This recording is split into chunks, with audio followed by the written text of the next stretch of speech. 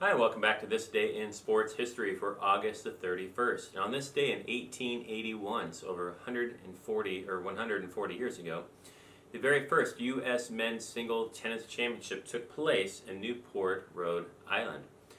Also, the same year, the United States National Lawn Tennis Association was formed. And it was called lawn tennis because originally it was played on grass. And in fact, the Wimbledon Championship, which is played in England, is still played on grass today. Now, it's not the type of grass you're thinking of maybe out in your front yard or out on our field at school where it can get really thick and a ball won't bounce very well. This is very, very, very finely cut grass. The ball bounces almost like it does off of a hard court.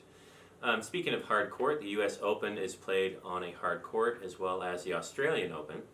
And that would be like your typical tennis court that you would find in your local community or at like an In-Shape Health Club. That's what we would call a hard court. The other major championship is the French Open that is played on clay. Now the first winner of the U.S. Open was R.D. Sears, and he defended his title a total of 6 consecutive times. When it first started, it was dominated by English, American, and French originally, but now tennis is played across the world. The U.S. Stadium is named after Arthur Ashe, and we did a This Day in Sports History on him last week. There are a total of 5 championships there at the U.S. Open, including a singles for men and women, a doubles for men and women, and then a mixed.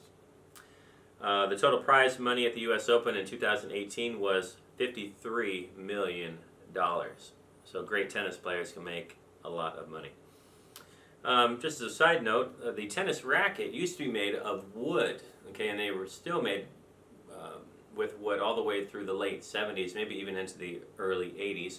But now a tennis racket is very lightweight. It's made of graphite or graphite composites, and inside of it could include titanium, Kevlar, or fiberglass. All right, guys, that's it for today, and we'll see you next time.